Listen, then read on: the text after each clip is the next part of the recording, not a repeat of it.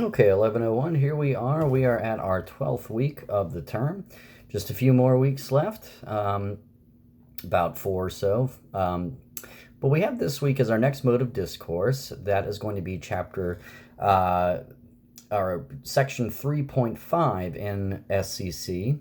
That is going to be definition. Okay, so like we've been doing, our modes of discourses this second quarter, we are just doing exercises. Of course, we're not writing papers.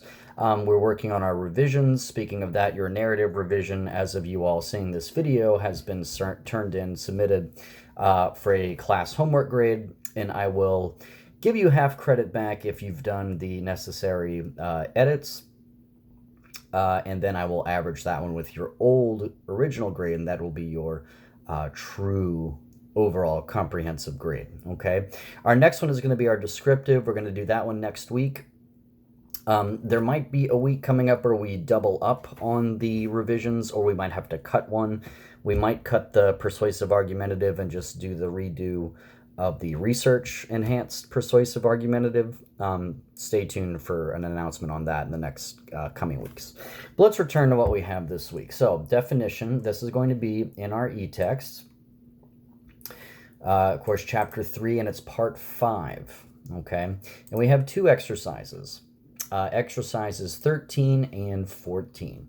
Exercise 13 asks you to write about a time in your life in which the definition of a word or the lack of a definition caused an argument. That's pretty interesting. Your term could be something as simple as the category of an all-star in sports or how to define a good movie. Or it could be something with higher stakes and wider impacts, such as a political argument. Boy, oh boy, those tend to bring the claws out and raise the hackles now, don't they? Explain how the conversation began, how the argument hinged on the definition of the word, and how the incident was finally resolved.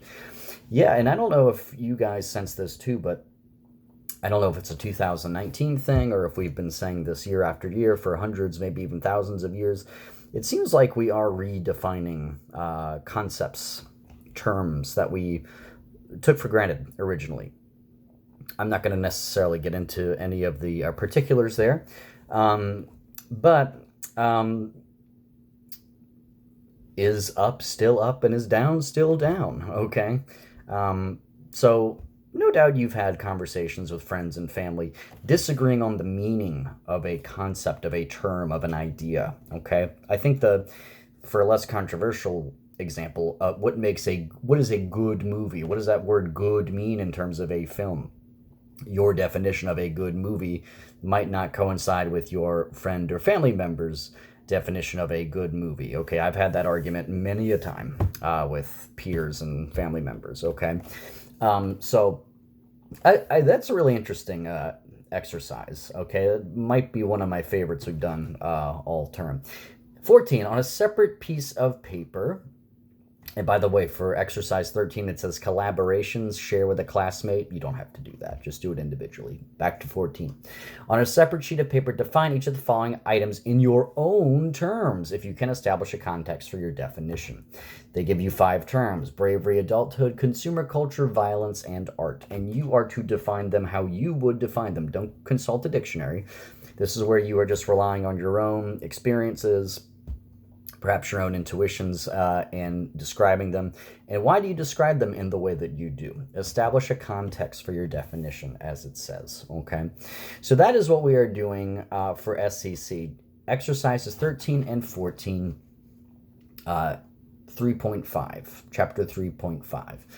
There's also a reader exercise this week. That is in the form of a discussion forum. So, of course, you have the discussion questions that you're going to submit in for SCC. That's individually. But then there's also a discussion forum, and it is the essay, New York Times piece called "A Slave is a Zombie Forever," and it talks about the colonial Haitian slave trade and goings-on in Haiti, San Domingue, before it was called Haiti, in the 19th, 18th, earlier than that centuries. And the writer relates it to Halloween, how a slave is like a zombie, and she starts off the essay like, "Hey, little zombies are going to be knocking on my door this Wednesday." I guess Halloween was on a Wednesday that year. It was a few years ago, so we're coming off of Halloween here. Appropriate. And what I want you to do in that is you're going to click Create Thread in Week 12 folder for the description. And I ask you, how does the author use the term zombie as a means by which she makes and advances her main idea in this essay? Is her chosen term, zombie, effective? Why or why not? And I've given you the link there to access the article if you can't find it in your reader. Okay, classic discussion rules apply. You contribute a post, and in order to receive full credit, you have to engage with at least one other person. Reply to at least one other person's post. Okay, so read that New York Times piece. Answer the question that is in the forum description after you click Create Thread. Okay, you have that in the SEC assignment, and that is it for this week. Okay, next week we'll get back to journal, blog opportunity, and our descriptive revision. So this week it might be a good idea to start looking at your original grade for your descriptive essay, see where you erred, see where you could improve. Not many people emailed me, not many, maybe just a couple, like 2, if that, emailed me this week pertaining to their narratives about what they can do to improve. So fine, maybe you just relied on your rubric score and the marginal comments and just drew inferences from that. That's my hope, at least. And let me remind you, as I reminded you last week, how you do in this class is strictly up to you, okay? Any class I've ever taught, online or in person, the student never fails because they have tried and they are just faltering, okay? It's because people don't do their work or turn things in, okay? It never fails, okay? And it's that easy too. So if you're not turning in your work, you're not going to pass, okay? So you know that. You're smart. You're an adult. You know that, okay? So I will keep it short and sweet. 2 things this week. That's it. And I do recommend that you start looking at your descriptive essays for revision. And I am going to start grading week 11's assignments just as soon as I can. Okay? So that's all I have, folks. And I hope you all have a great week. Talk to you next time.